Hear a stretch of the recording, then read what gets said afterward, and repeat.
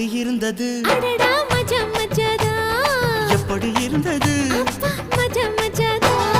முதலில் என்னை தொட்ட போது எப்படி இருந்தது அடடா மஜா மஜாதா முதல் முத்தம் தந்த போது எப்படி இருந்தது மஜா மஜாதா